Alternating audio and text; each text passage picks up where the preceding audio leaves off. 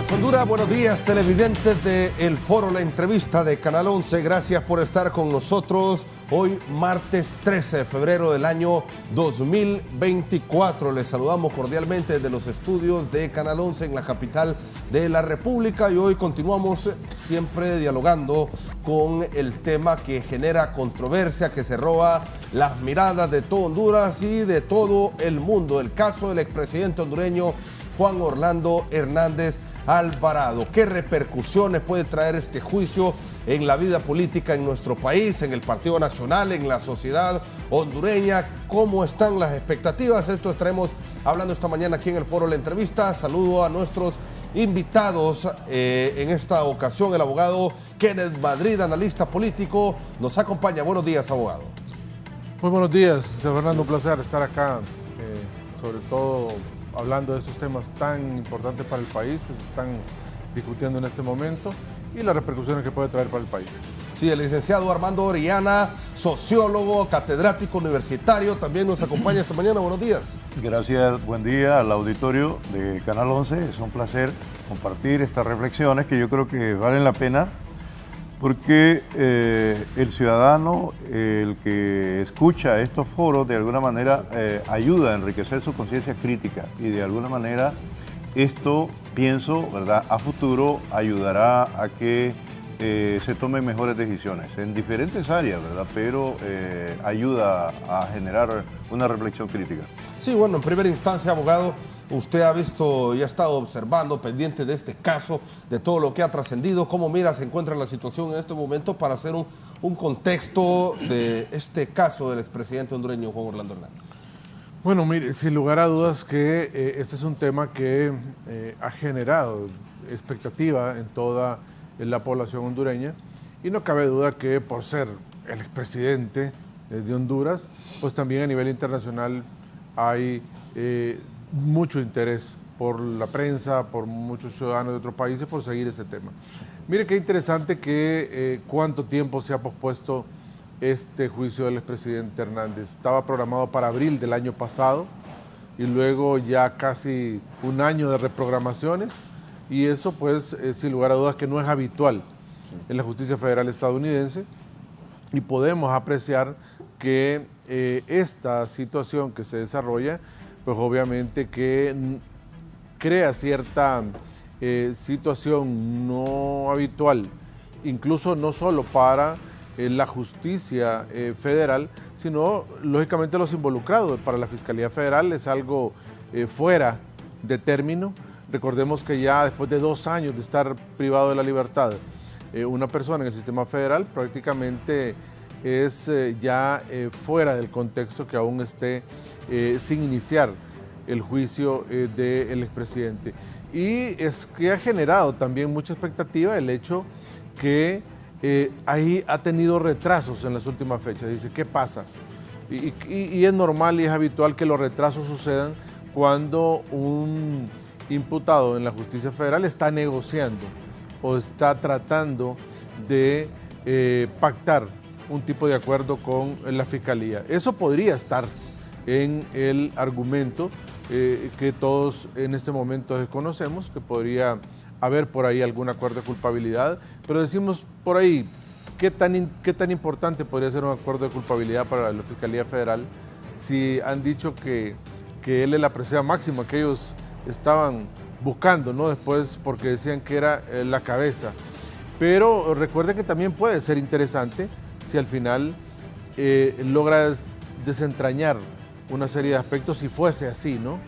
Que puede ser interesante para la Fiscalía el poder dar nombres, formas de operación, etcétera, si es que el presidente Hernández fuera culpable en un determinado momento. Y la otra tesis, que es la que más prevalece en este momento, es que esta información clasificada, que son estas audiencias CIPA, que es debido a que tanto hay información que para la Fiscalía Federal es importante porque es evidencia que fundamenta la tesis en lo cual la culpabilidad del presidente, también puede haber acciones que son exculpatorias para el expresidente Hernández, como todas las operaciones que él dirigió cuando era presidente de Honduras y que lógicamente trabajaba con diversas agencias de Estados Unidos y eso es evidencia que en alguna medida no se había considerado, no se había clasificado, no se había trabajado en ese tema y eso no es de una hora como se había pactado de forma original, que era el tiempo que se había destinado, y luego se destinaron 2 días y se vio tampoco que no era tiempo suficiente y ahora prácticamente se está destinando 3 días de esta semana, ¿no? Entonces creo que ese contexto general es lo que ha permitido que ahora veamos una reprogramación para el 20 de febrero, en virtud de que el día lunes es también un feriado en Estados Unidos, que es el Día de los Presidentes, y va a iniciar hasta el día 20 la reprogramación del juicio, y ya veremos ahí la escogencia del jurado ese día. Sí, bueno, me llama la atención lo que usted dice, no se sabe cuál puede ser alguna estrategia en cuanto a la defensa del expresidente Hernández. Ayer decía el abogado Leitzelar, platicando en horas de la tarde, que ya muchos están juzgando, ya dicen que el expresidente Hernández es culpable, pero que hay que esperar y hay que ver cómo se desarrolla este juicio en los Estados Unidos. Ya vamos a seguir hablando con el licenciado Armando Orellana. Saludo en este momento a Luis León, analista político también, que nos acompaña esta mañana. Buenos días, Fernando, gracias por la invitación. Un gusto estar con Kenneth, con Armando. Y bueno, analizar un tema que realmente hemos venido discutiendo los últimos 2 años, un tema que más allá de los tintes políticos que se le quiere dar y más allá de los grandes señalamientos partidarios que pueden vertirse a raíz de esto, impacta directamente en Honduras, impacta directamente en la economía, en la cultura, en la institucionalidad y evidentemente en la imagen de país. Así que bueno, esperemos que podamos hacer un análisis que sea útil para el pueblo. Bueno, en Nueva York está frío, nos reportan que precisamente ya está nevando y se están las expectativas. Al parecer, como ya lo decía el abogado Madrid, no hay actividades en estos momentos, ni mañana, así que se tiene que esperar algunos días. Pero ¿cuál es el panorama en vivo a esta hora de la mañana desde Nueva York, en los Estados Unidos de Norteamérica? El periodista Héctor Silva, nuestro corresponsal desde Nueva York, nos informa y nos estará dando todos los detalles en cuanto a este juicio del expresidente Juan Orlando Hernández. Héctor Silva, buenos días, un saludo hasta Nueva York.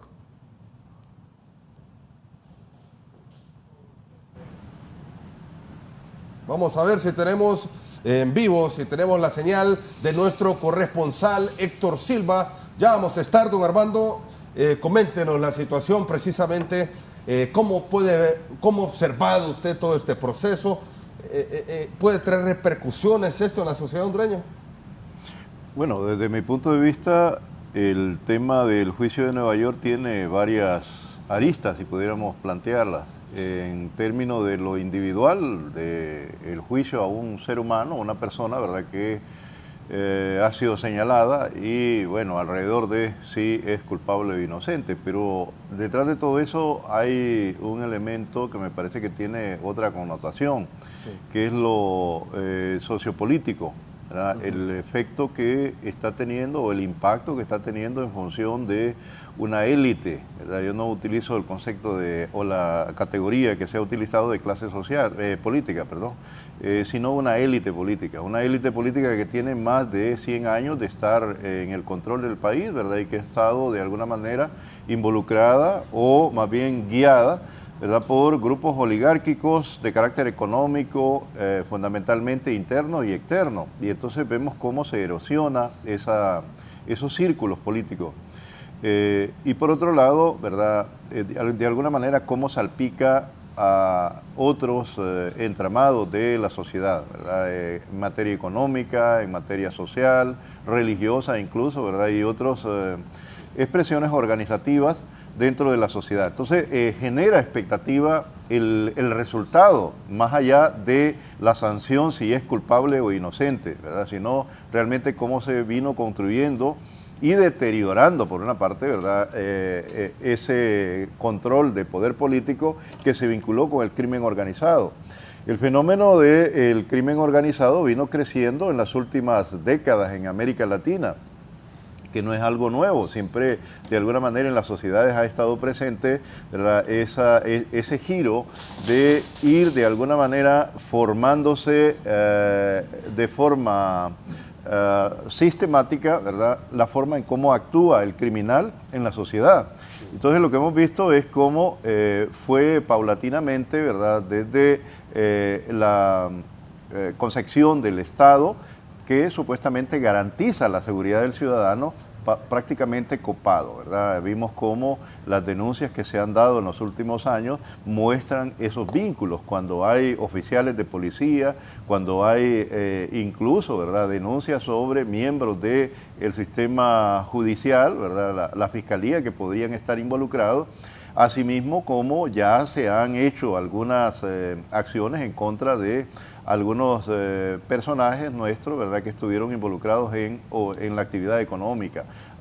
Puede ser, ¿verdad?, que hayan otros tipos de matices en cuanto a los actores involucrados. Entonces me parece que esto genera, ¿verdad?, expectativa, porque más allá de esos señalamientos, lo que está en el pensamiento, en el debate, es realmente la necesidad de modificar esas élites, modificar esos liderazgos de alguna manera y presionar como sociedad para una exigencia de mayor moralidad, si pudiéramos utilizar el término, en la selección de los liderazgos políticos. Entonces, por una parte, también en materia de las organizaciones políticas tradicionales, podría, como hemos señalado, de alguna manera provocar un terremoto, ¿verdad?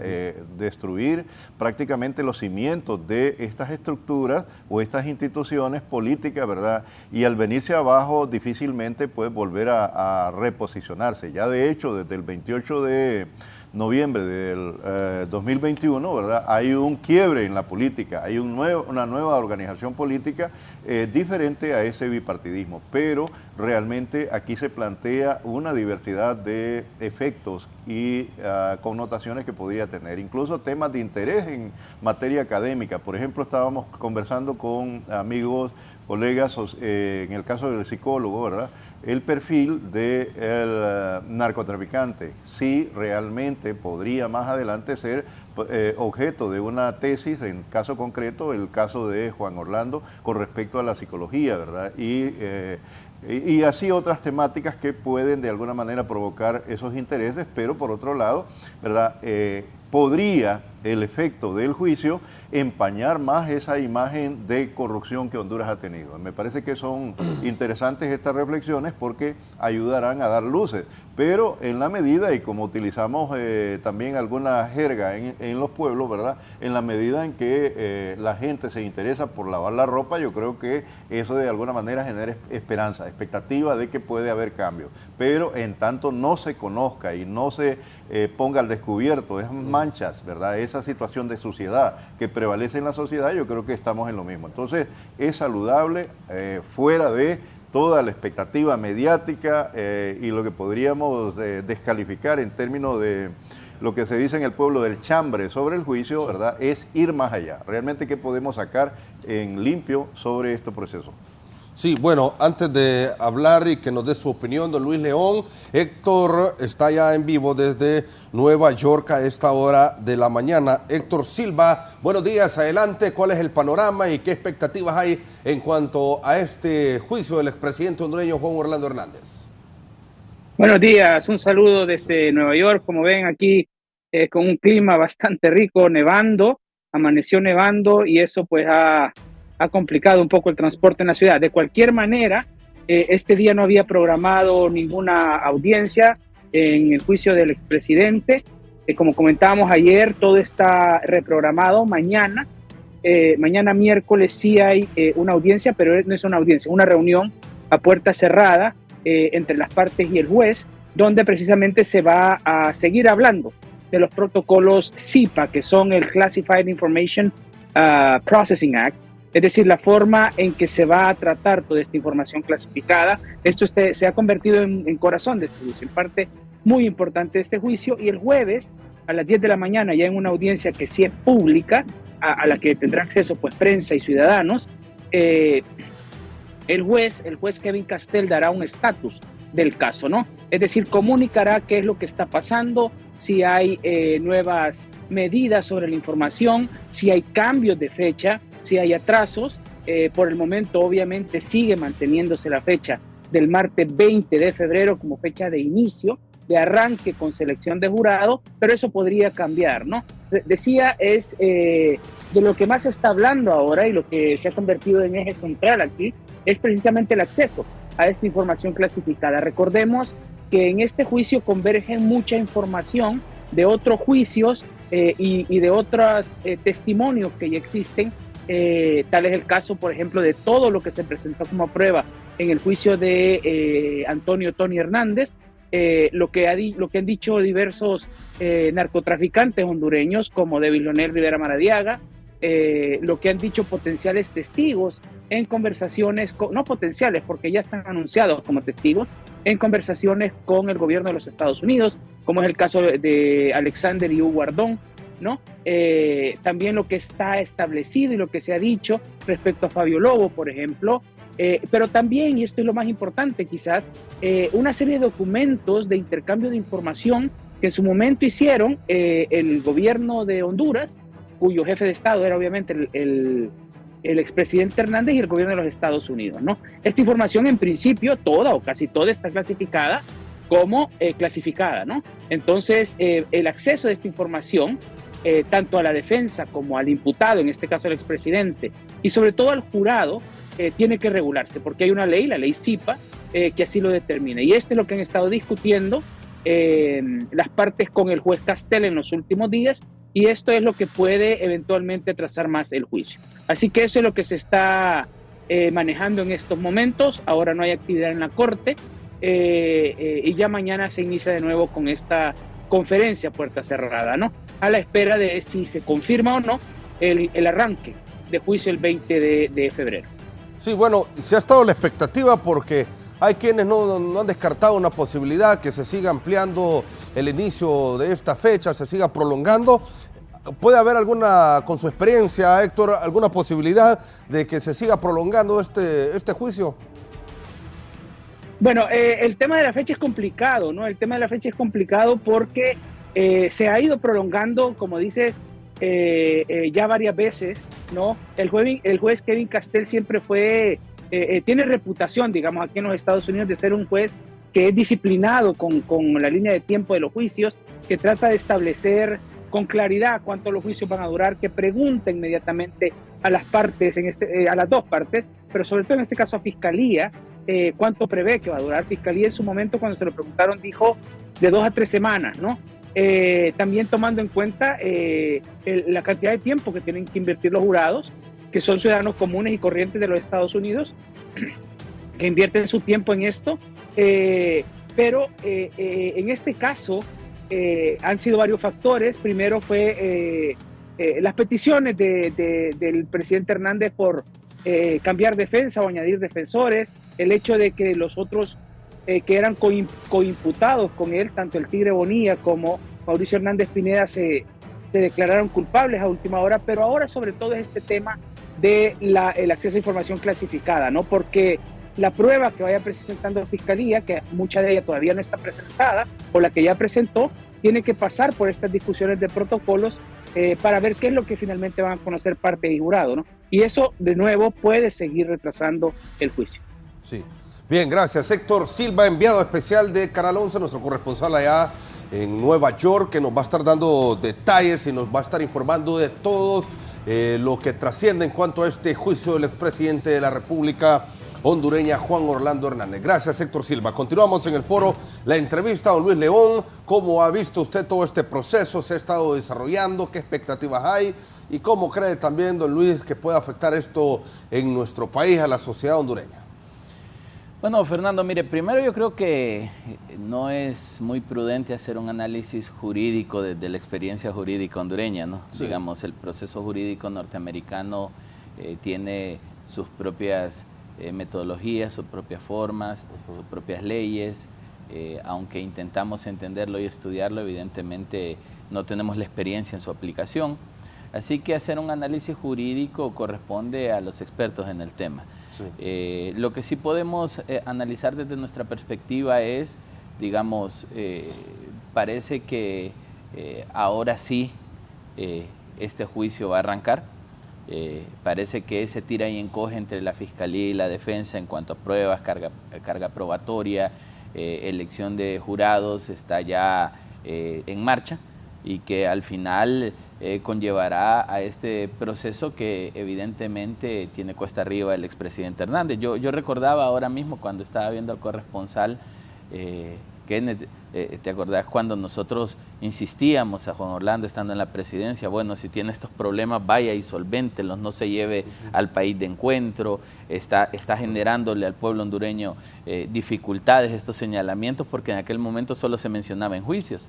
Al final, hoy estamos viviendo el impacto de no haber puesto por delante al pueblo hondureño. Y lo que me preocupa de todo esto, más allá si es, bueno, no existe el término inocente, es culpable o no culpable, si es culpable o no culpable, que hasta donde la percepción nos da, lo es, el punto es simple. ¿Qué impacto tendrá sobre nosotros los hondureños? Digamos, lo que hemos visto desde sus señalamientos, los señalamientos de altos funcionarios, algunos exmiembros de la Policía Nacional que ya se encuentran en Estados Unidos, algunos declarados culpables y otros en proceso, lo que demuestra es que hemos sido permeados por la corrupción y el narcotráfico a todos los niveles y que eso definitivamente nos ha llevado a ser uno de los países más pobres de América Latina y del mundo. Y siento yo que los resultados que tendrá en cuanto a la imagen de país, en cuanto a la credibilidad de país, en cuanto a credibilidad de las instituciones y las leyes, será catastrófico. En ciertos momentos nos hemos enfocado, Fernando, Armando, Kenneth, en el impacto que pudiera tener en el Partido Nacional, sí, o en el impacto que puede tener a favor del discurso del partido de gobierno, pero no nos centramos en el impacto que tiene hacia el país cuando le estamos diciendo al mundo entero que nuestro país es un país impregnado por el narcotráfico, donde ningún inversionista va a querer venir a apostar a un país donde el narcotráfico controla las instituciones del Estado. Por eso me preocupa un poco la narrativa del gobierno. Cuando el gobierno dice que las estructuras de Juan Orlando Hernández siguen ahí, lo que me están diciendo es que están gobernando con estructuras de narcotráfico, y eso es peligroso porque entiendo el esfuerzo que hace el gobierno de tratar de limpiar la cara del país, pero la cara comúnmente se presenta vía discurso, ¿no? Y el discurso no es un discurso positivo a favor de la institucionalidad hondureña. Entonces, digamos, el impacto que pueda tener en cómo los hondureños vemos ahora a los políticos, en cómo los hondureños vemos ahora el Estado, cómo los hondureños en la poca credibilidad que hay en las instituciones del Estado pueda encontrar ahora cero credibilidad, en cómo realmente las siguientes generaciones van a ver la función pública, y eso me preocupa mucho, cómo los niños, cómo los jóvenes están creciendo viendo políticos vinculados al narcotráfico, a la corrupción, y que de la gran gama, 1 o 2 son el que paga, así que la probabilidad de impunidad parece ser alta y que puede ser una motivación para deformar la cultura de nuestras futuras generaciones. Yo sí estoy preocupado, Fernando, más allá de si él es culpable o no culpable, que como ya lo dije, a todas luces parece serlo, pero será el jurado que lo determinará y será el juez que lo ratificará, porque así funciona. El jurado emite el dictamen si es o no culpable, y el juez emite la sentencia de cuánto tiempo será el proceso. Más allá de eso, yo sí estoy pensando en cómo vamos a manejar esto en Honduras. Estoy muy preocupado en que el tema se politice más de lo que ya está. Estoy muy preocupado en que se sectorice el país más de lo que está. Estoy altamente preocupado en que, por ejemplo, el sistema de partidos políticos pierda credibilidad total y que terminamos siguiendo líderes que no son líderes, pero es lo que nos quede. Entonces yo creo que este fenómeno de Juan Orlando Hernández es el resultado de la falta de controles que un país tuvo. Un sistema legal muy débil, institucionalidad incapaz de investigar y con muy poca independencia de poder, digamos, es sorprendente cómo él esté luchando por demostrar inocencia o no culpabilidad en Estados Unidos, y aquí nunca tuvo ningún tipo de investigación, o no hubo ningún tipo de seguimiento, ni controles. Entonces, realmente pensar que para Honduras esto va a ser, digamos, para ciertos sectores una fiesta nacional porque se le declare culpable, o pensar que esto va a ser la catástrofe política para otro sector, es tener una vista muy miope de lo que realmente esto genera para el país. Ninguno de nosotros nos podemos aislar de la realidad de que nos gobernó alguien que hoy está enfrentando un juicio por narcotráfico en Estados Unidos y que algunos analistas han dicho, es ese, digamos, usando esta analogía, es el tapón de esta botella. Pero ¿dónde está la botella? ¿Quiénes son? Toda esa estructura no se ha logrado identificar, no se ha logrado depurar. Insisto, cuando el gobierno dice que las estructuras de Juan Orlando siguen ahí, me están diciendo están gobernando con esas estructuras. Entonces es preocupante pensar en nuestro país. Y yo creo que esto nos debería servir a todos y a todas, no solamente para reflexionar, que yo creo que algunos hondureños hemos intentado hacerlo, sino para corregir todos esos errores. Sí. Volviendo al juicio de Juan Orlando Hernández, yo siento que ya el día 20 no habrá aplazamiento. Yo creo que ya con el nombramiento público del jurado y selección pública del jurado se da paso a que todo esté listo. Ya se ha nombrado una nueva abogada en el cuerpo de defensa de Juan Orlando Hernández, que es experta en desclasificación de archivos y análisis de archivos clasificados, así que ella verá que puede ser útil ahí para la defensa. Claro, el tiempo apremia, y parte de lo que yo he analizado, Fernando, en el tiempo es que hubo 2 años para hacer esto. O sea, digamos, el presidente Hernández tuvo 2 años para montar una defensa que le fuese útil, y ya a las puertas del 5 de febrero empezaron los discursos que un abogado era infiltrado de la DEA, de que no confiaba en sus abogados, de que pedía aplazamiento hasta de 3 meses. Todo eso siembra la duda si él estaba listo o no para defenderse. En cualquiera de los casos, hoy deberá enfrentar un juicio que todos estamos expectantes, todos estamos observando qué pasa, pero algunos estamos altamente preocupados. Yo realmente no quiero ver esto con el tinte político ideológico que se le ha dado, sino con la visión de un hondureño que le preocupa que ya no puede confiar ni siquiera en sus autoridades, como un hondureño que le preocupa que ya no se puede creer en la institucionalidad, y sobre todo pensar de que si, digamos, los 2 caminos que existen es o que se declara culpable, que eso puede ser, como mencionaba Kenneth, un mecanismo de negociación con la Fiscalía para reducir pena, para dar mayor información, para facilitar algunas condiciones de garantía, especialmente para su familia, entre otras cosas. Está el otro camino, en el que él se declara no culpable al inicio del juicio y emprende esa travesía agónica de tener que enfrentar a casi 15 testigos que dicen que van a estar en el estrado en contra de él. Y entiendo por lo que leí ayer que él pues ha decidido no ser testigo y no estar en el estrado, lo que deja también un margen de autodefensa muy reducido. Y en el camino que él tendrá que recorrer, si el jurado lo encuentra culpable, probablemente la sentencia será muy alta y tiene algunas variables en contra. 2 coacusados en su caso se han declarado culpables, su hermano ha sido sentenciado, entonces es muy difícil poder demostrar no culpabilidad en un contexto de este tipo. Ahora, al final del camino será la justicia norteamericana, cosa que tampoco creo, y Kenneth, que hemos trabajado años, Kenneth, tratando de fortalecer las instituciones, nos debería alegrar, que sea la Fiscalía de Estados Unidos, que sea el sistema judicial de Estados Unidos, que haya hecho esta investigación, que haya emitido esta sentencia y que no hayamos sido nosotros. Nuestro sistema institucional es incapaz de empujar procesos de este tipo. Y la pregunta que nos debemos hacer es ¿hasta cuándo vamos a depender de justicia extranjera? ¿Hasta cuándo vamos a depender de jueces y fiscales extranjeros? ¿Hasta cuándo vamos a tener un sistema propio que evite de que nuestras máximas autoridades, autoridades medias, autoridades bajas, se coludan con el crimen organizado, con la corrupción? Porque al final quienes pagamos los platos rotos somos los hondureños.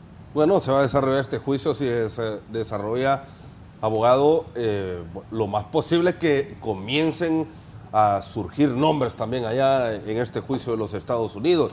Va a haber presencia de fiscales del Ministerio Público que aunque no vayan siempre se van a enterar de lo que pueda ventilarse en este caso, y también podría esto generar algún tipo de proceso aquí en Honduras. ¿Qué expectativas hay en cuanto a esto?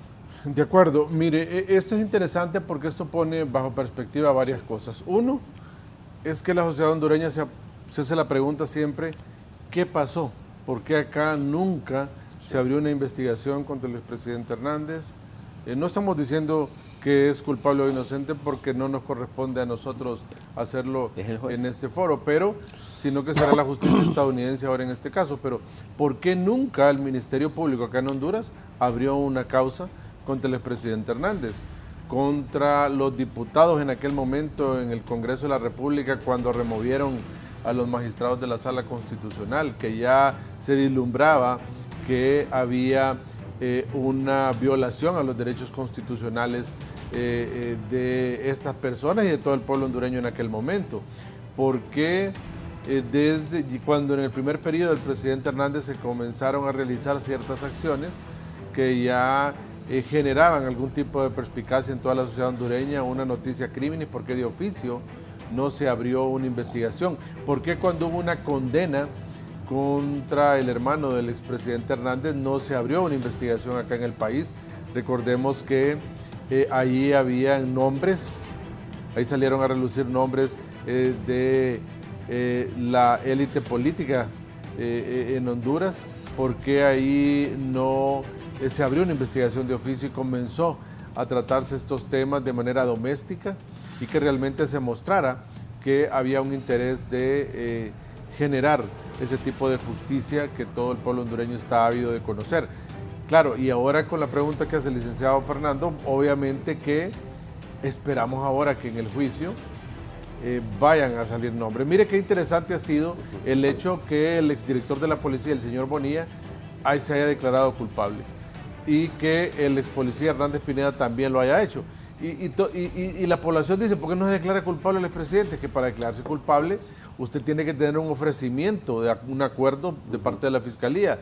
Si no, creo que ya tenemos un antecedente de un extraditable hondureño que se fue a Estados Unidos y se declaró culpable y lo condenaron a cadena perpetua, ¿verdad? O sea, no solo es el hecho de declararse culpable, sino que la Fiscalía le ofrezca un acuerdo y que tenga un trato debidamente razonable. No sé, el presidente Hernández puede declararse culpable, pero le pueden dar una cadena perpetua igual. Entonces, es necesario ese trato y ese acuerdo con la Fiscalía Federal. ¿Y qué podría ahorrarse también, abogado, declarándose culpable el expresidente? Bueno, yo creo que eso sería lo interesante, ver si la Fiscalía está interesada y hay un acuerdo. Y bueno, y en un dado caso que él fuera responsable de muchos actos, el poder mostrarle a la Fiscalía Federal, bueno, pactemos, yo lo que quiero es evitar esta cadena perpetua, evitar tener una sentencia mínima de 15 años, 10, 15 años, poder colaborar eficazmente, que le quiten los cargos con armas que tiene de forma adicional y poder contar si en efecto él estaba relacionado con estos temas, contar cómo están relacionados los temas de drogas en el país, qué cárteles siguen todavía operando de manera activa en el país, para que pueda de alguna manera desmontarse esa red. Pero si no es así, pero si no fuese así, decimos nosotros, bueno, ¿qué podría pasar? Yo le decía que el exdirector de la policía se va a subir al estrado. Él manifestó que tenía más de 4,000 folios de información porque él investigó al expresidente Hernández, él investigó a la élite corrupta de la policía, dijo, y si él colaboró ahora, porque es confeso, seguramente, tuvo que entregar. Claro, entonces él conoció todas las redes corruptas que había en la Policía Nacional y por eso es que seguramente a la Fiscalía Federal le interesó ese tema, le interesó conocer mucha de la información y por eso es que pasó a ser un objeto de interés para un acuerdo con ellos. Y seguramente no había ningún interés de subirlo al estrado porque ya la Fiscalía tenía ya establecida su teoría del caso.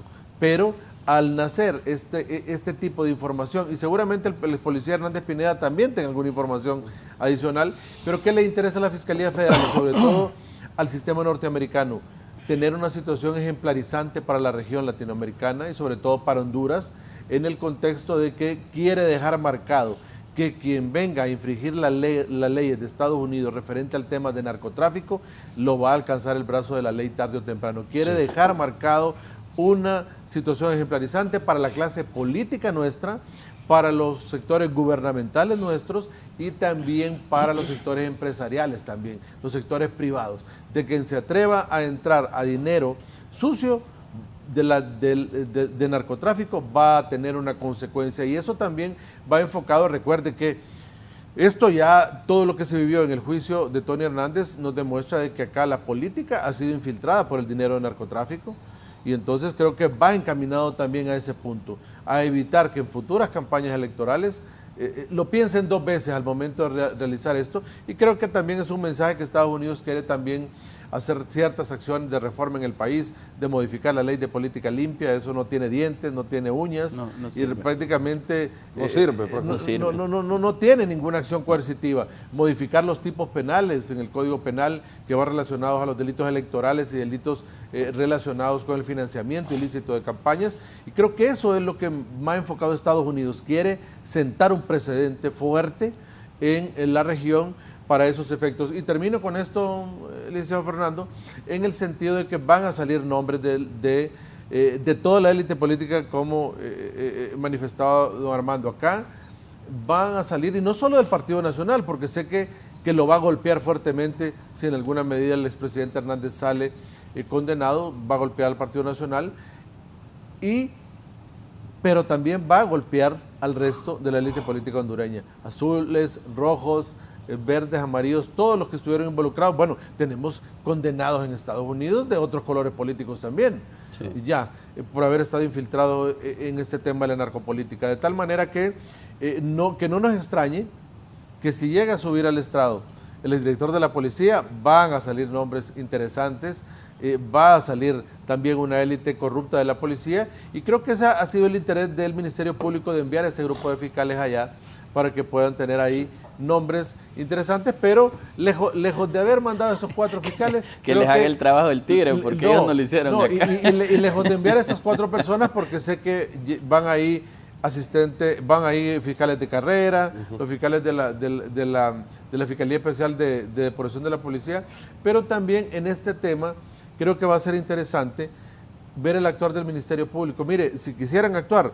ya hubieran pedido un auxilio judicial para que le certificaran todas las actuaciones del juicio de Tony Hernández, y se lo trajeran por la vía diplomática para acá, y ya hubieran comenzado hace mucho tiempo. Toda la prueba del juicio de Tony Hernández también va a ser parte reproducida en el juicio del expresidente Hernández, de tal manera que el que no se haya actuado en el país, mire, mucho se decía, no, es que Estados Unidos pidió que no se le iniciara acción de investigación al expresidente Hernández porque ellos se lo iban a llevar. Bueno, está bien, es justificable, ya se lo llevaron.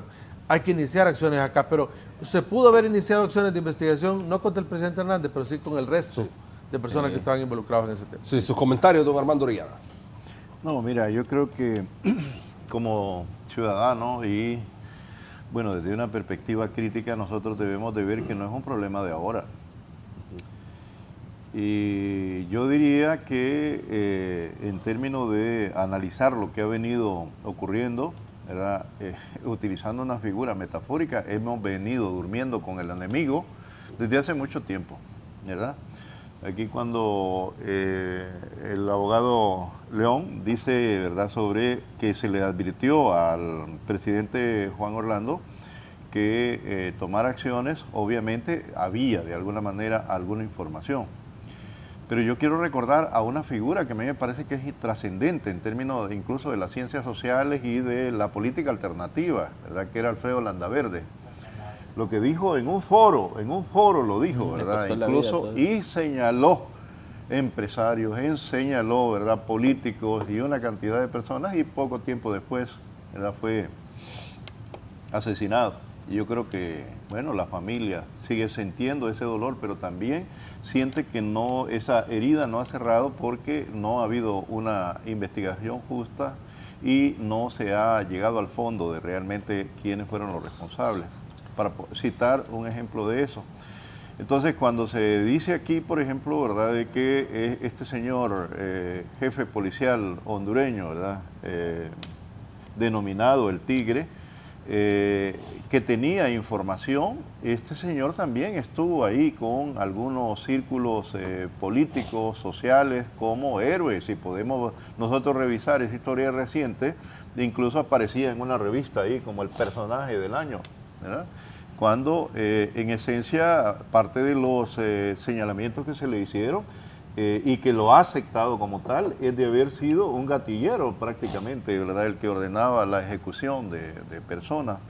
Entonces, eso también nos lleva a preocupación realmente cuáles eran, ¿verdad?, las estructuras y la dinámica, cómo ha venido funcionando. Por eso yo diría que no es extraño, Alfredo, pensar cuando se dice en esa declaración de algunos funcionarios, ¿verdad?, porque yo por lo menos he conversado y tengo una muy buena imagen del ministro de Seguridad, que es además de un policía, es un sociólogo, es un doctor en sociología, y pues él maneja, ¿verdad?, la idea de que se está avanzando, de que se está haciendo esa lucha, pero ahí están esas estructuras.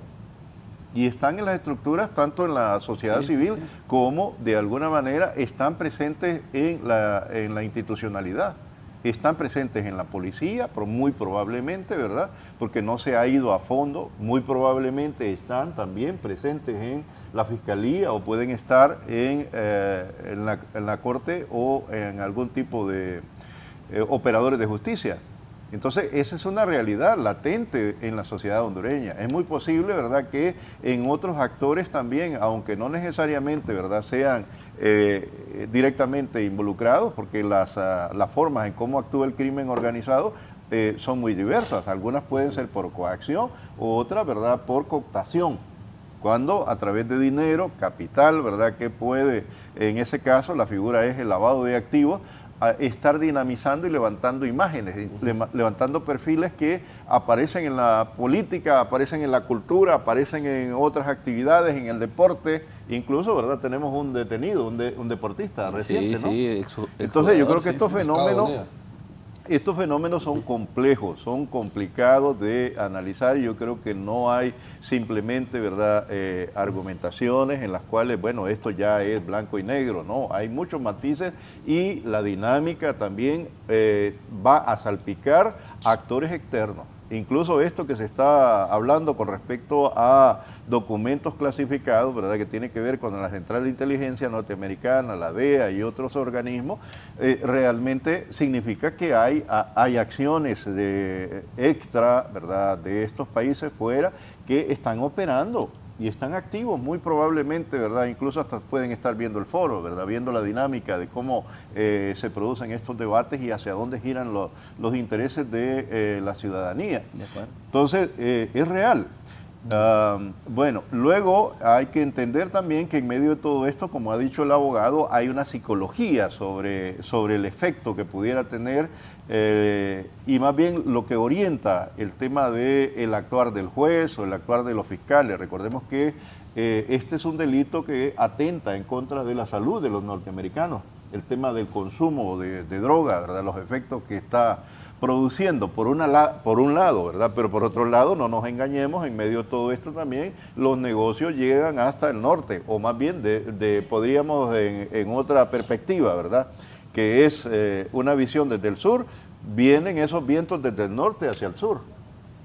O sea, promover esos negocios para generar, calificamos de divisas o fuentes de ingresos que dinamicen la economía incluso del norte.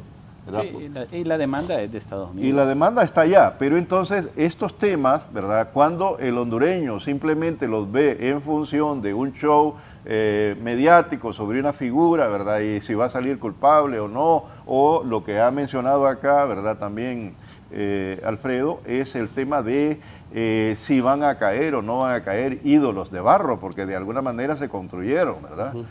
O esas imágenes de cristal que son ficticias. A veces nosotros, cuando también cuestionamos y criticamos lo que hemos tenido como democracia, ¿verdad?, en algún momento en una postura crítica nosotros decimos no ha existido verdadera democracia.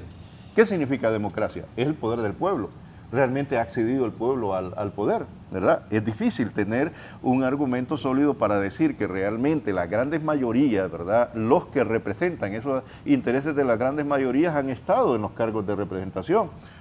Si nosotros nos damos cuenta, para poder llegar, y aquí se lo pregunto a cualquiera de los dos, ustedes que quiera ser diputado, o tú, Fernando, vas a poder ser diputado si no tienes plata, si no tienes un padrino. No se puede. ¿Verdad? Que esté pagando medios de comunicación o el tiempo libre que tengas para ir y visitar un barrio requiere también mucha plata. Y llevar billete al barrio. Y, correcto, eso ha sido la política en esencia en los últimos años. Entonces, cuando de alguna manera, ¿verdad?, nos abrogamos el derecho de decir, vamos a defender la democracia, pero ¿cuál democracia? ¿De qué democracia hablamos? Cuando se está hablando de esta comisión de lucha contra la filtración de dinero en la política. Es cierto, es real el cuestionamiento, hay rigor, hay investigación. ¿Cómo es que se filtraron cantidad de gente? ¿Cómo es que un alcalde de Lloro, ¿verdad?, llegó a permanecer en la política y que hoy está detenido en Nueva York, ¿verdad?, en manejo de la política? Un alcalde de El Paraíso, Copán, ¿verdad?, mantuvo el control político durante varios meses. Sí. ¿Verdad? Entonces yo creo que debemos ser también rigurosos en términos de la crítica sobre también edificios que nosotros de alguna manera hemos idolatrado, pero que no tenemos idea clara de esa dinámica y de la institucionalidad. La democracia debe ser una constante permanente de construcción, ¿verdad? Y realmente una reivindicación de los intereses del bien común y de las mayorías, y no simplemente lo que se plantea en términos de liderazgo, ¿verdad?, en términos de instituciones políticas, porque me parece que son constructos, y así está claro en las ciencias sociales. Un partido político es un constructo sociohistórico, y eso puede ser barrido, eliminado y vuelto, si es posible, ¿verdad?, a rehacer, dependiendo de la forma en cómo represente los intereses de la colectividad. Ahora, ¿no cree usted que se quiera aprovechar algún partido en específico, esta situación que pasan los cachurecos? Porque se ha mencionado bastante que están temblando los cachurecos, que viene una avalancha de acusaciones, que se van a llevar extraditados a más cachurecos. Ya faltan 2 años para las elecciones. Yo creo que tiene lógica. Ya lo están haciendo. Sí, correcto. Pero para mí tiene lógica en función de que fueron más de 12 años de gobierno, y recordemos que ese fenómeno que se produjo el 28 de noviembre, ¿verdad?, del 2009, benefició a uno de los actores políticos. Afectó en principio a toda la sociedad, pero fundamentalmente el golpe se dio a un partido político. El Partido Liberal se fragmentó. ¿Quién aprovechó esa oportunidad? El Partido Nacional, que había tenido en ese proceso de transición política, ¿verdad?, en la democracia, apenas 2 oportunidades de llegar al poder. Era el gobierno de Callejas y el gobierno de Maduro. En tanto que liberales tuvimos a un Rosuco, tuvimos a Gascona, a un Reina, ¿verdad?, Flores, a un Zelaya. Flores. Sí, correcto. Entonces ahí es el Partido Nacional. Pero ¿qué es lo que está ocurriendo? Y eso es interesante. Yo creo que el pueblo debe de analizarlo en estos debates o en otros foros o en situaciones diferentes.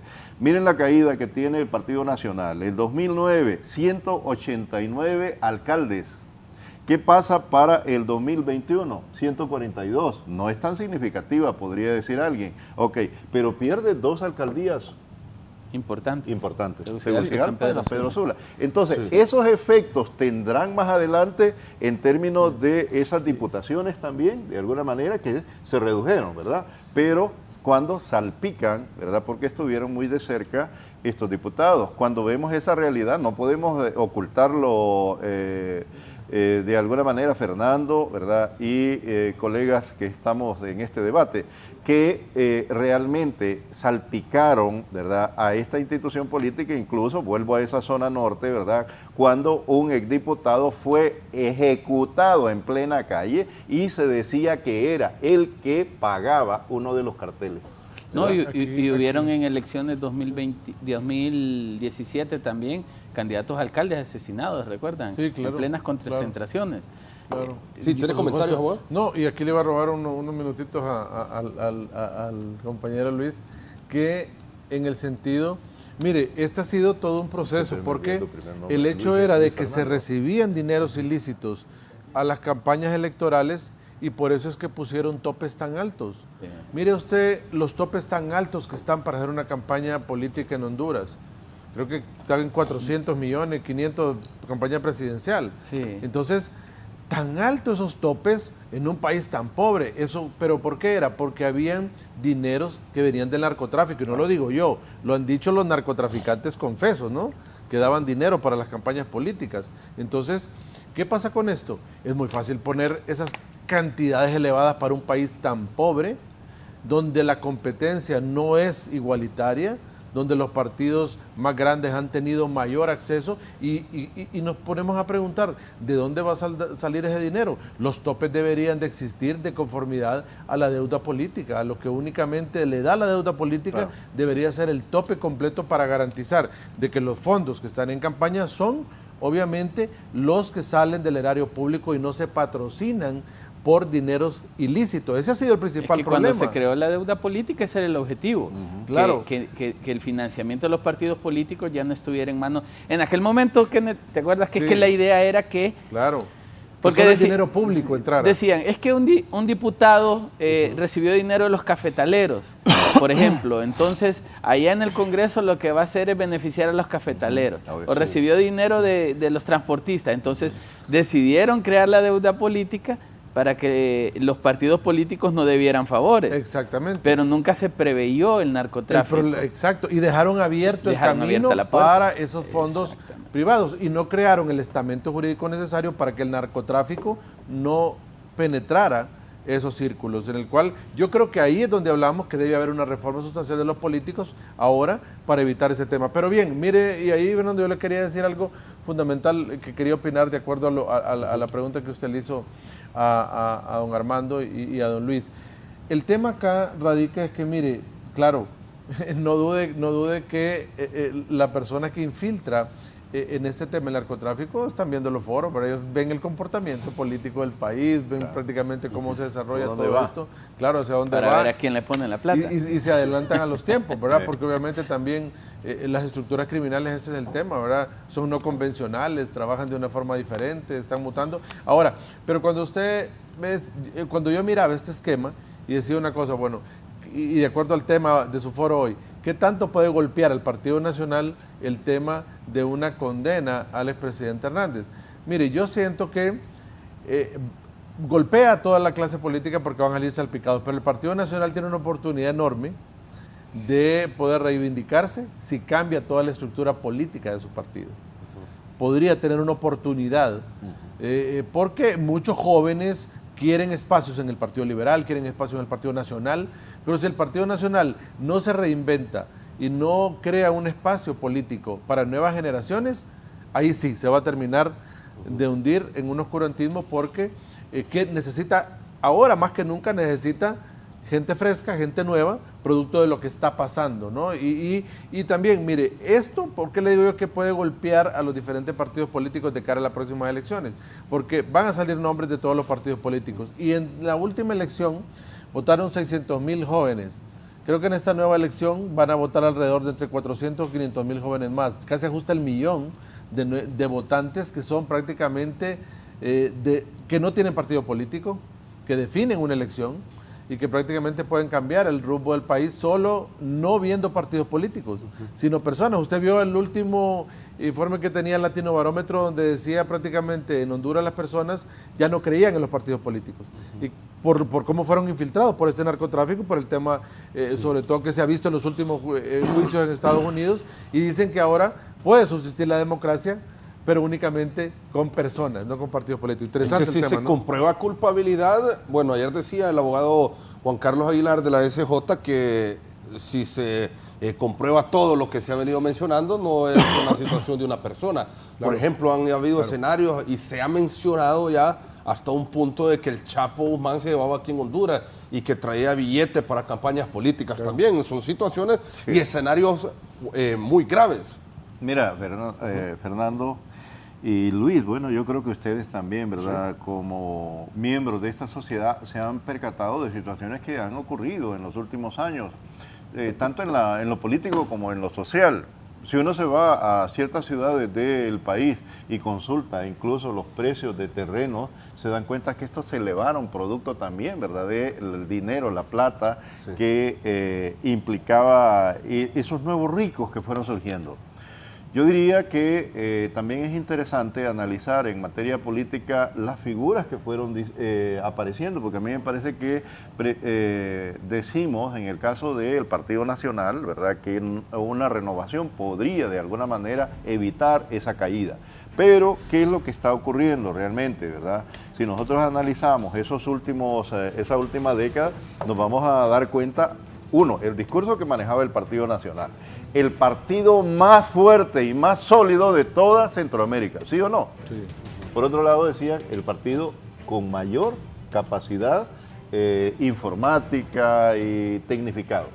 Se jactaban, lo recuerdo yo, el 2013, porque me tocó hacer un estudio, un análisis, ¿verdad?, sobre ese escenario político del 2013.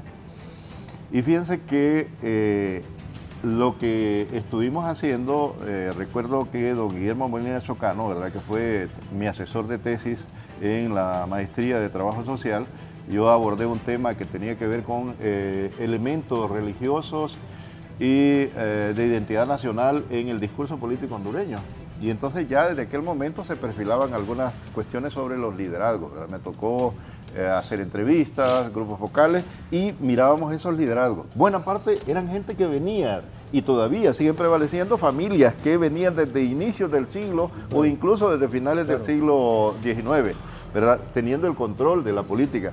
Pero es un fenómeno interesante. Ya en el 2013, ya había muerto Guillermo, ¿verdad?, que tantas ideas que nos dio, pero el 2013 yo lo que percibía en el Partido Nacional, que incluso tenía nuevas figuras, nuevos cuadros que iban emergiendo, ¿verdad? Jóvenes, por ejemplo, se promovían. Yo recuerdo capacitaciones que hacían con la Fundación Nahue, la alemana, ¿verdad? Salían, me comentaban incluso a El Salvador, cursos de liderazgo y toda la cuestión. Habían nuevos, emergían nuevos cuadros, incluso fueron sustituyendo algunos que estuvieron, ¿verdad?, en el gobierno de Callejas.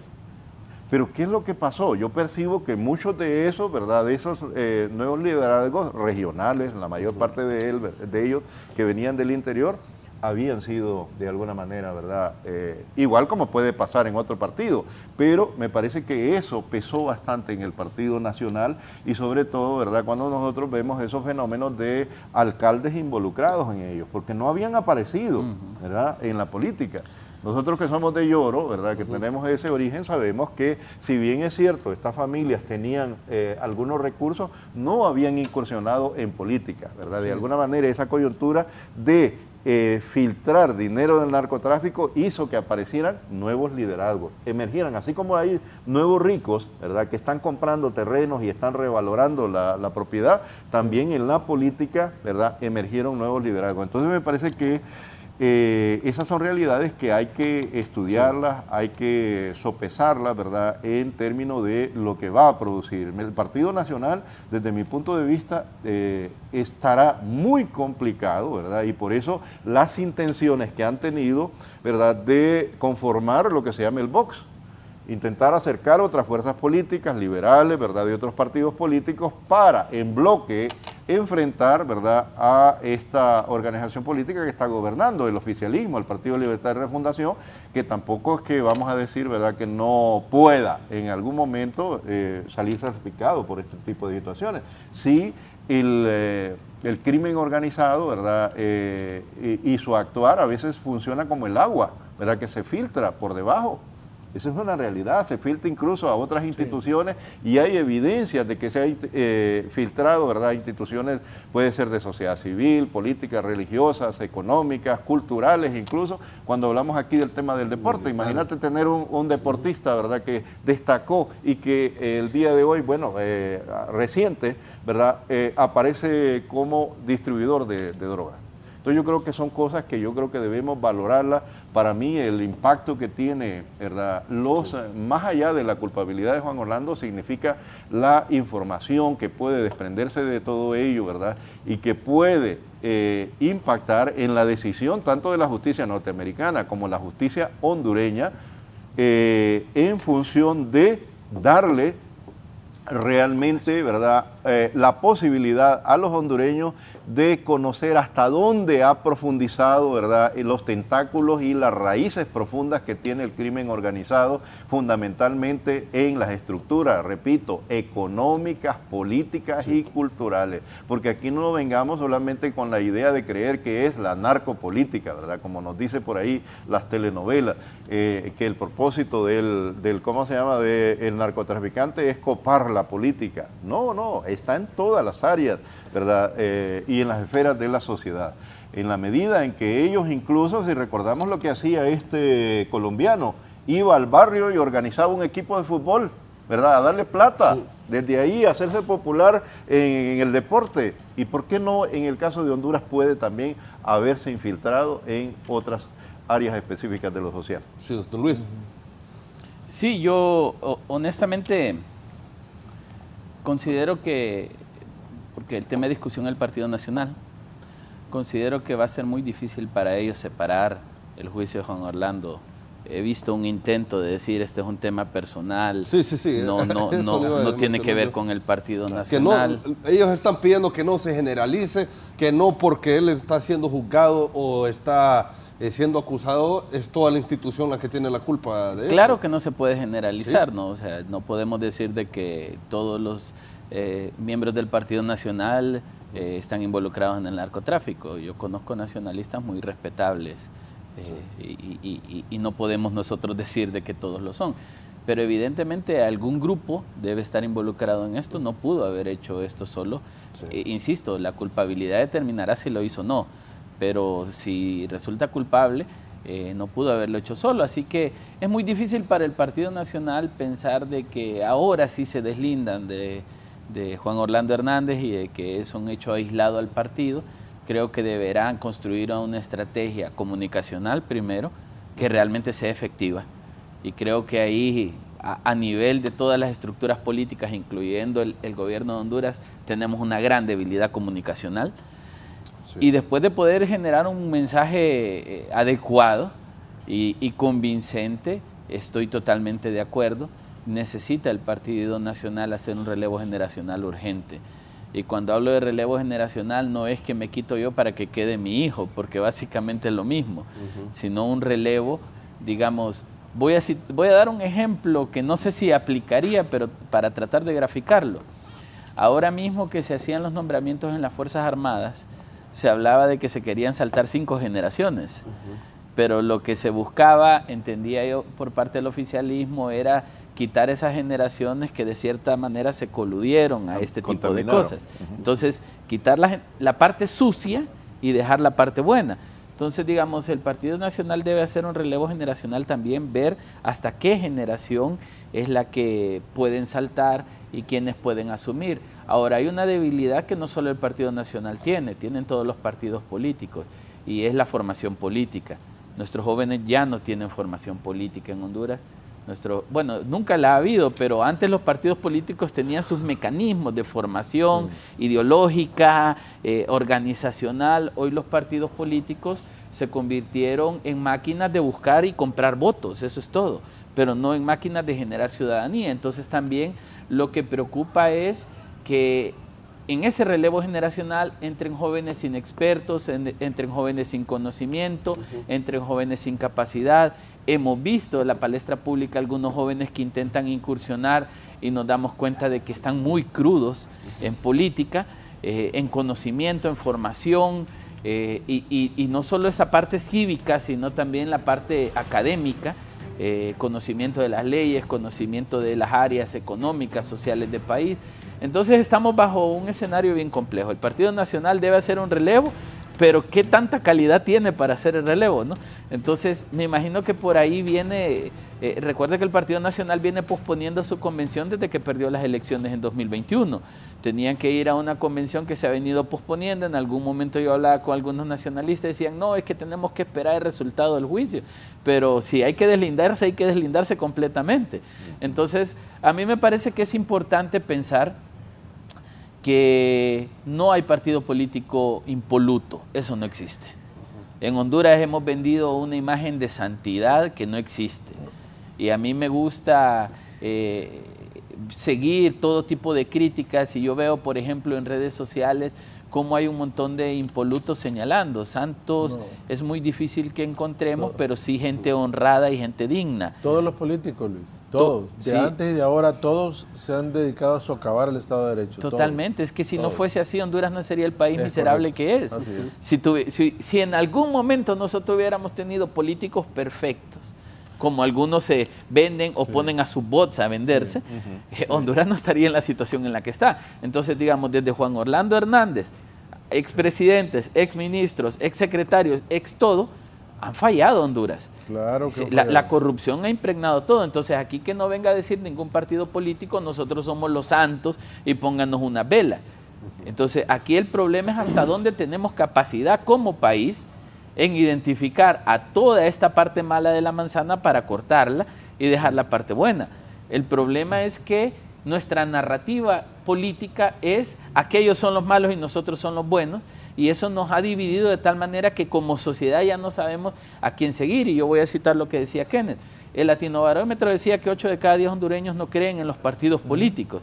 Pero también el Latinobarómetro decía que 8 de cada 10 latinoamericanos, ya no a nivel hondureño, latinoamericanos están dispuestos a gobiernos autoritaristas a cambio de respuestas. Entonces estamos sometidos ante un sistema incapaz de dar respuesta, con políticos corruptos que se dan baños de pureza, que engañan a la gente de ser santos, y mire el problema que tenemos en Nueva York ahorita. Entonces, ¿hasta dónde nosotros podemos reconstruir un sistema que hay que tener claro que no se hace rápido? Y Armando, como buen sociólogo, sabe que un proceso de esto requiere entre 20 y 30 años. 20, 30 años de proceso cultural, 20, 30 años de procesos organizacionales, 20, 30 años de procesos jurídicos, y aceptación y entendimiento y aplicación de la norma jurídica, porque en Honduras somos especialistas para hacer leyes, pero ¿cuántas se aplican? Tenemos casi 8,000 leyes en Honduras. ¿Cuántas se aplican? Ninguna. Y tenemos un montón de diputados haciendo leyes para nada, por puro populismo. Entonces cierro con esto. Que aquí el punto es simple. Juan Orlando Hernández es el ejemplo de todo lo que no debe volver a pasar. Sea inocente, sea declarado no culpable o culpable. Honduras no puede volver a pasar un proceso de un expresidente, de policías, de ministros, de políticos, de autoridades partidarias vinculadas, señaladas o enjuiciadas. Mientras sigamos funcionando alrededor de políticos que su credibilidad, ojo, santos es imposible, lo hemos dicho, y el otro día me quisieron crucificar porque dije algo así. O sea, santo, no hay ningún santo, solo Jesús fue santo. Todos cometemos errores de una u otra manera, pero no ser corrupto, no ser narcotraficante, no ser lavador de activos, no ser golpeador de mujeres, ese tipo de cosas no se puede permitir. Entonces, digamos, mientras no logramos construir una clase política mínimamente honesta, mínimamente pensando en la voluntad y la necesidad del pueblo hondureño, y mientras no hagamos ese proceso de depuración y nos sigan pasando estas cosas, Honduras no va a salir adelante. Alguien me escribió por WhatsApp ahorita, no, es que ese tema eso no es importante para el país, hablen de economía, hablen de empleo. Claro que es importante, porque si seguimos permitiendo políticos corruptos, políticos vinculados al narcotráfico, Honduras no va a salir adelante. Claro, y mire, ese análisis que usted hace, Luis, cuando uno ve desde un punto de vista sociojurídico todo lo que ha pasado, el tramado de la clase social, y cómo la han deteriorado los políticos. ¿Por qué? Porque han destruido el sistema de administración de justicia del país. ¿Así? Cuando uno ve holísticamente todo, ellos nunca quisieron un sistema de justicia fuerte. Deterioraron las instituciones, cambiaron instituciones, nunca las apoyaron, nunca les dieron los presupuestos necesarios, nunca fortalecieron un sistema de integridad público. ¿Por qué? Porque eso no permitiría poder generar corrupción, eso no permitiría que ningún recurso del Estado se fuese a ningún lugar que no fuera idóneo, eso no permitiría que esto que estamos viendo ahora estuviese pasando, sino que cualquier acción ilícita se detuviera momentáneamente o definitiva en el momento que se activaran los órganos del Estado de persecución penal, pero eso no fue importante. Hoy tenemos las consecuencias, hoy tenemos Estados Unidos desarrollando un juicio contra un expresidente, juzgando a hondureños ya, guardando prisión allá, porque la clase política hondureña no se preocupó por fortalecer el país. Sí, mira, yo creo que vale la pena ahorita que estoy escuchando lo que dicen los abogados, Luis, muy buena la participación, y el abogado Kenneth, pero se nos olvida algo, ¿verdad? Que tiene que ver con la forma en cómo se vino formando este Estado hondureño. Yo creo que necesitamos una sacudida fuerte, Fernando, y vos que también de alguna manera desde los medios de comunicación se debe reconocer. Estamos frente a un aniversario de la huelga del 54, ¿sí? La más emblemática de la historia de Honduras. Movió casi todo el país. ¿Y por qué lo movió? ¿Verdad? Por indignación. Hoy se habla, por ahí hay un teórico interesante, se me escapa el nombre, que habla de la psicopolítica, ¿verdad? Y del manejo de las emociones, de alguna manera. Y estos fenómenos están allá en España, cuando los indignados se levantaron, se replicó aquí en Honduras, ¿verdad? Frente a la situación que se estaba dando en tanto a la salud. Mueve esas emociones, ¿verdad? Pero queda a nivel de la psiquis, a veces dura poco tiempo, pero cuando nosotros revisamos lo profundo nos damos cuenta, tú has dicho, de años que se viene construyendo en el imaginario colectivo de la élite hondureña, ¿verdad? Ese pactar con el que tenía el control del enclave minero y el enclave bananero también hizo tranzas. Y esa élite se acostumbró a manejar de esa manera. Muchos de los que fueron presidentes, si revisamos esa historia, fueron abogados o, ¿verdad? Recordemos el perito mercantil Julio Lozano Díaz. Sí. ¿Quién era? Era un administrador de estas compañías. Entonces, obviamente, ¿verdad? Cuando nosotros revisamos la legislación, que sí se habla, abogados, que se ha hecho cantidad voluminosa, ¿verdad?, de legislación, muchas veces esas leyes fueron acomodadas a esos intereses, claro, tanto externos. Quien hace la regla hace la trampa, sí, por eso es que no nos fiscalizan, crean la unidad de política limpia con una ley que no funciona y que ellos pueden darle vuelta y todavía se ponen ellos tres a controlarla. Por Dios, hombre, qué fiscalización va a ser esa. Superestructura que nosotros vemos, ¿verdad?, de la legislación, de lo ideológico y todos estos elementos, ¿verdad?, que se van las emociones, nos olvidamos de la base económica. En este país, ¿verdad?, que realmente si vemos las estadísticas ya frías, Honduras avanzó, creció desde los años 80 hasta la fecha incluso, ¿verdad? Pero a ese 2022, 27 de enero fue, ¿verdad?, que entregó el Partido Nacional. Estoy hablando del bipartidismo, ¿verdad? Realmente Honduras dejó de ser ese país de enclave, esa república bananera como nos calificaron. Honduras dejó, pongamos una etapa, un corte, es el huracán Mitch. Se dijo reconstruir el país, ¿verdad? Y una de las cosas que se descubrió en medio de esos escombros era la corrupción, la enorme corrupción que existía, ¿sí o no? ¿Verdad? Pero cómo había concentrado riquezas, había permitido concentrar la riqueza. ¿Qué significó? Honduras, en vez de avanzar, ¿verdad?, a disminuir el volumen de pobres en manos de estas políticas públicas y este liderazgo político, estas élites, Honduras se convirtió, ¿verdad?, de poder tener en algún momento 6 de cada 10 hondureños a tener 8. Perdón que interrumpa.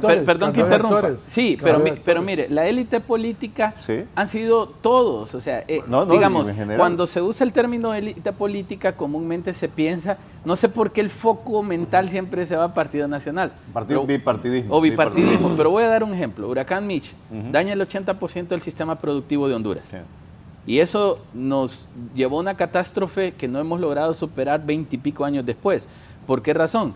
Porque en teoría Honduras en la década de los 90 producía el grano que consumía, vendíamos granos a Centroamérica, vendíamos energía a Centroamérica, nos llamaban el granero de Centroamérica. Eso fue el 70, perdón, solo para corregirte, porque nosotros exportábamos, recordad que trajimos frijol con el gorgojo, estando de ministro de Recursos Naturales, uno de los Villeda. Sí, no, pues sí. Es la década de los 70.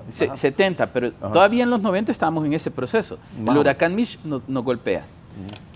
Presidente Carlos Flores presenta el Plan de Reconstrucción Nacional ante los organismos multilaterales. Ese plan de reconstrucción nacional no fue aprobado durante su gobierno. Llega Ricardo Maduro y Ricardo Maduro propone el mismo proceso y le dicen arréglelo y actualícelo. Y él crea el plan de desarrollo sostenible, los objetivos de desarrollo del milenio, perdón.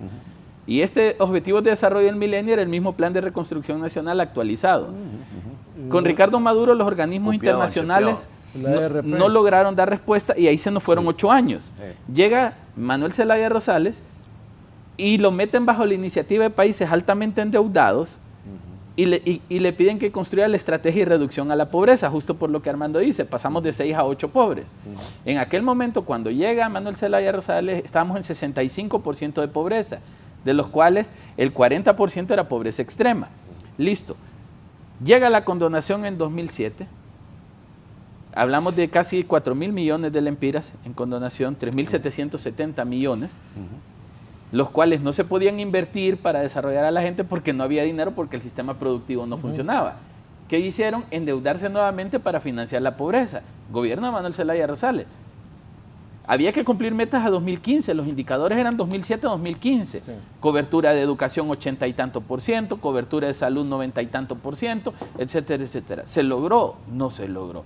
La ERP fracasó el mismo año que inició, con el argumento de que los alcaldes no podían gestionar proyectos y no podían liquidar, y al final la ERP no funcionó. Entonces, ¿qué élites políticas no nos sacaron adelante? Yo por eso yo no pienso en el concepto élite política, porque en ese momento el presidente Zelaya era parte del bipartidismo.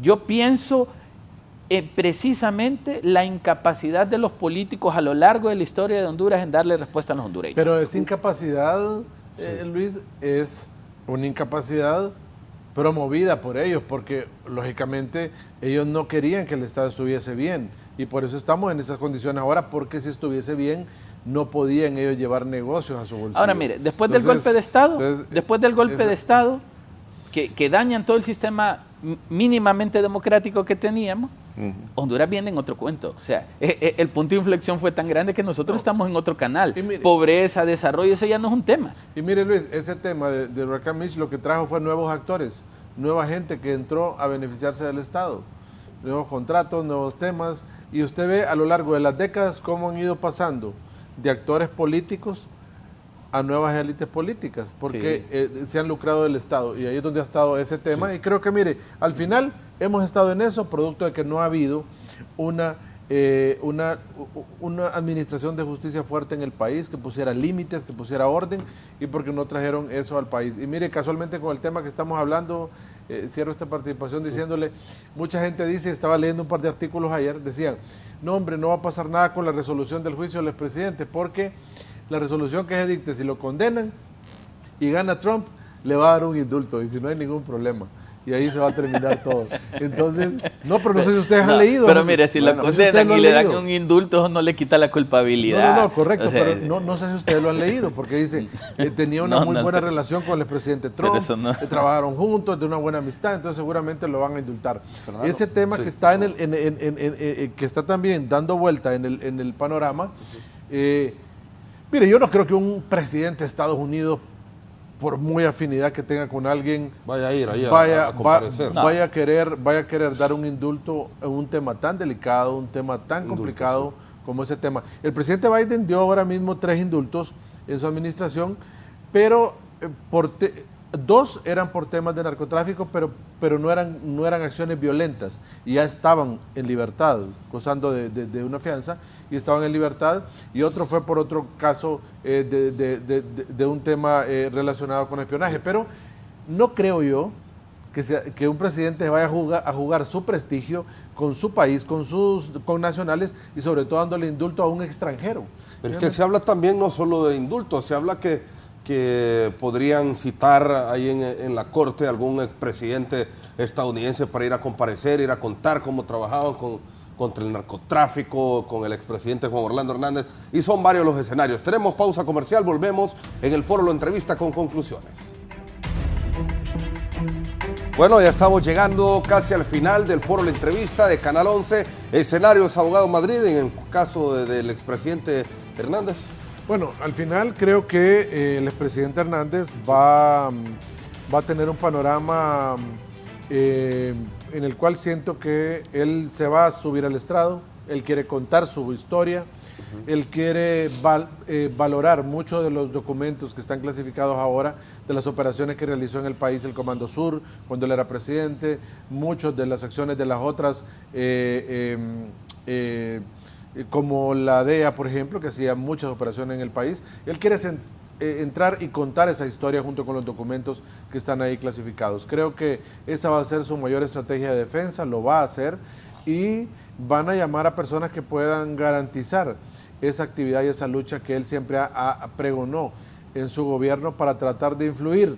Y creo yo que su estrategia siempre va a ir enfocada hacia dos puntos de vista. Uno, contar la historia que él no tenía nada relacionado con su hermano, que él no sabía absolutamente nada de lo que hacían el resto de personas, porque en eso hay que ser, creo que dentro del punto de vista jurídico no hay ninguna prueba directa que lo incrimine en esa conspiración, no hay ningún audio, no hay ningún, pero obviamente que la prueba de referencia en Estados Unidos con las reglas del Hearsay Rule, que es la prueba de referencia, cómo puede atarse con otro tipo de prueba como la documental, etcétera, que puede amarrarlo ahí y ser válida. Están las reglas de excepción en Estados Unidos, y creo que él anda buscando eso y también lograr influir en el jurado, en uno o dos miembros del jurado, para que esté la duda de que él no es culpable, y así en esa medida poder lograr que ese juicio no llegue a una situación de culpabilidad. Creo que lo veremos en las próximas semanas. Sí. Yo creo que sí inicia el 20 al final. ¿Cuánto tiempo dura este tipo de juicio? ¿El juicio? ¿Perdón? Sí, ¿cuánto tiempo dura este juicio? Mire, con toda la información que tienen, creo que puede andar alrededor de unas 3 semanas a un mes. Eso dijo la Fiscalía, que 3 semanas esperaba. 3 semanas a un mes creo que puede andar. Y viendo uno también el antecedente del juicio de Tony Hernández, ¿verdad? Creo que también anduvo en eso similar, y se va a producir la misma cantidad de información. Así que bueno, ahí veremos muchos nombres también que van a desfilar de la política hondureña en ese juicio. O sea, vamos a estar muy expectantes. Así que, y gracias por haber estado acá y su invitación. Y también he estado con don Armando y con don Luis. Sí, muchas gracias, abogado Kenneth Madrid. También un agradecimiento por haber estado con nosotros. Don Armando Orellana, sus conclusiones, ¿qué escenarios puede observar en este caso? Bien, como el reto, el desafío fue ver un poquito las implicaciones que tiene el Partido Nacional, ¿verdad? Este juicio, a mí me parece que estamos obligados como ciudadanos, y en el caso del análisis de la ciencia social, de la ciencia política y la ciencia jurídica, ¿verdad? También nos obliga a ver esa historia reciente y contextualizar, ¿verdad? Aquí se ha dicho, por ejemplo, ¿verdad?, con respecto a esos temas y el hecho mismo de las élites, que no solamente son élites políticas, sino élites económicas, lo que se calificó en algún momento, y que a veces los estamos haciendo a un lado, esas categorías, la oligarquía hondureña, ¿verdad? Esa oligarquía hondureña se vio beneficiada en las últimas décadas, y fueron los que realmente se enriquecieron, y se aceleraron esos enriquecimientos a través del pacto y el matrimonio con el crimen organizado. Esa es la realidad. Y es el bipartidismo, cúpulas económicas, cúpulas políticas, ¿verdad? Y otros más, ¿verdad?, que están salpicados con eso. Evidencia de eso, ¿verdad?, es que los picos más altos de la corrupción en el país, aunque no les guste a algunos, ¿verdad?, están en el gobierno de Callejas y en los dos gobiernos de Pepe y Juan Orlando Hernández. Y eso nos lleva a un partido nacional, ¿verdad? Por lo tanto, la imagen, las implicaciones de este juicio significa un deterioro de la imagen de esta organización política como tal y de los liderazgos que han venido prevaleciendo. En esencia, ¿verdad?, en estas últimas décadas, ¿verdad?, se han visto favorecidos para ese enriquecimiento, y aplicando la política neoliberal, porque era la que los hace afines a esas élites políticas y económicas, ¿verdad?, permitió que pudiera de alguna manera amasarse enormes fortunas y llevar al empobrecimiento de la mayor parte de los hondureños. 8 de cada 10 hondureños, se decía, ¿verdad?, está en situación de pobreza. Entonces, eso es lo que debemos reflexionar como sociedad hondureña, y aun cuando es un rumor, ¿verdad?, un abogado y analista ha dicho, ¿verdad?, de que tiene fuentes, ¿verdad?, y esto no está debidamente comprobado, pero es ya un rumor, ¿verdad?, que se diga que Juan Orlando Hernández amasó enorme fortuna. Está cuestionado, ¿verdad?, supuestamente por la misma esposa de Juan Orlando, pero como sociedad debemos preguntarnos si eso se demuestra en el juicio, evidencia realmente que las élites políticas y económicas utilizaron el poder para enriquecerse y no para buscar el bien común. Entonces, ahí está un reto, un desafío para la ciudadanía, reflexionar sobre estas estructuras de poder, ¿verdad?, en la política, en la economía, que realmente han venido manipulando y controlando la institucionalidad. El reto, el desafío, como se ha dicho aquí, es construir nuevos liderazgos y apuntarle hacia aquellos que buscan el bien común más allá de un discurso. Es la praxis misma la que debe de servirnos de referente, no simplemente el discurso o lo que podemos aducir o ponernos un brillo como nuevos políticos, cuando en esencia a veces en estas figuras de los outsiders o otras figuras que puedan emerger, ¿verdad?, lo que hacen es barnizarse y en el fondo están representando los mismos intereses. Sí. Muchas gracias, don Armando. Gracias también, Luis León. Muchas gracias por la invitación, Fernando, compartir con don Armando, con don Kenneth. Digamos, yo lo único que puedo asegurar es que estoy triste por mi país, por lo que los políticos han hecho de una tierra que amamos tanto, por la falta de respeto a un pueblo que lo único que quiere es salir adelante, llevar comida a su casa, tener un techo, tener una vida digna, y que los políticos a través de su avaricia, los políticos a través de su interés desmedido de poder han truncado ese sueño. Realmente lo que estamos viendo en Estados Unidos, insisto, lo dije, es el resultado de todo lo que ha fallado en Honduras y sobre todo lo que no debe volvernos a pasar. Va a haber una sentencia, probablemente esa sentencia será culpabilidad, pero ¿qué le queda a Honduras después de eso? Vamos a tener un proceso de reconstrucción de país, un proceso de reconstrucción institucional, un proceso de depuración de la clase política. Vamos a tener un proceso de fortalecimiento de la sociedad civil para que realmente sean veedores y garantistas del funcionamiento del Estado. Así que yo me inclino por el aprendizaje de esto. Honduras no puede volver a estar en manos de personas que no piensen en el bien común. Gracias. Sí, muchas gracias, don Luis León. Gracias, por supuesto, también al pueblo hondureño por siempre estar pendientes de Canal 11, el foro, la entrevista. Que tengan todos un feliz día.